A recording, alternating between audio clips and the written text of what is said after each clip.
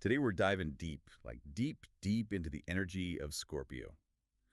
The sign everyone thinks is all about intensity, mystery, Yeah. and low-key being a badass. Scorpio energy is definitely potent, no doubt. But there's like a whole other level to it when you look at it through human design.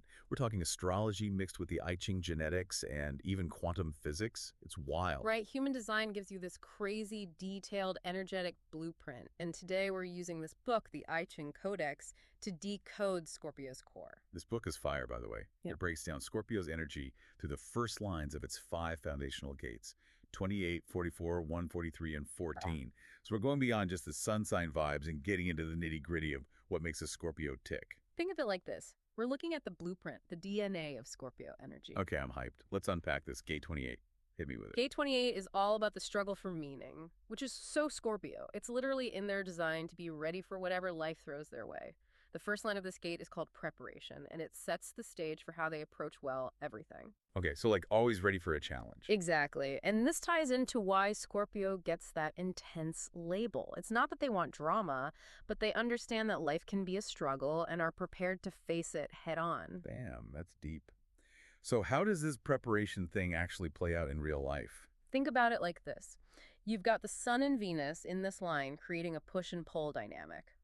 The Sun is all about taking calculated risks, but Venus can get caught up in overthinking and needing to have every detail planned perfectly. Oh, so it's that internal struggle between YOLO, let's do this, and hold up, wait a minute, what if? Totally. For Scorpios, finding that balance between action and reflection is key. Got it. Okay, on to gate 44. This one's called alertness, right? Yes, and the first one, conditions reveal Scorpio's need for structure and boundaries, especially in relationships. It's like their version of building a safe and stable foundation. So like they need to know the rules of the game before they can play. Exactly. And this is where their loyalty and protectiveness come in. They're fiercely devoted to those they consider part of their tribe and the structures they've created. But this also means they can get possessive and controlling if they're not careful. Right, because who wants to live in a house with no walls or roof? Yeah. Boundaries are important, but too many can be like suffocating. Yeah. Okay, next up is gate 1, the creative, which is kind of unexpected for Scorpio. Right. You might not think of them as the most outwardly creative sign, but this gate points to their potential for groundbreaking innovation and originality. Interesting. What's the deal with the first line? Waiting for the mutation sounds intense. It basically means Scorpios don't rush their creative process. They hold back, letting their ideas marinate until they're fully formed. Just like they're brewing up some potent creative magic behind the scenes. They're not about Yeah. trends or about making a real impact. Exactly. And when they do share their creations, it's often disruptive, challenging norms and pushing boundaries. DM Scorpios are low-key rebels. Okay, on to gate 43, insight. This is where Scorpio's depth of thinking really shines. They're designed to receive profound insights, but expressing those insights in a way that others understand. That's the challenge. So they're like walking around with all this deep knowledge, but struggle to articulate it. Sometimes. And the first line, patience, emphasizes this.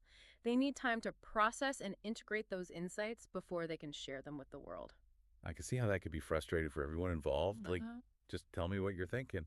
But I get it. Sometimes you need to sit with those big ideas before you can explain them. Totally. The book even warns about Venus being in detriment in this line. It means Scorpios might come off as arrogant or aloof when really they're just processing internally. So it's not that they're trying to be shady, it's just their process. Okay, last but not least, gate 14, possession in great measure. That sounds intense. It can be. This gate is all about Scorpio's potential for power and resourcefulness, but also the importance of using that power for good. So like, with great power comes great responsibility, Spider-Man style. Exactly. And the first line, money isn't it? Everything is a reminder that true power is about so much more than material wealth. It's about knowing how to use your resources effectively, whether it's money, talent, or influence, to create positive change. I'm sensing a theme here. Scorpios have the potential to be total badasses, but they need to use their powers wisely. It's about transformation, not destruction. You got it. And remember, this is just the foundation. There's so much more to explore within each gate, not to mention the other aspects of the human design chart. But I think this gives us a solid understanding of the core energies that drive Scorpio. Totally. I'm already feeling like I understand myself and all the Scorpios in my life on a whole new level. That's the beauty of human design. It's like unlocking a secret code to your own personal operating system. And if you're ready to really geek out on this stuff, I highly recommend checking out the I Ching Codex. It's a total game changer. For real, for real. We'll drop a link to the book in the show notes, but for now.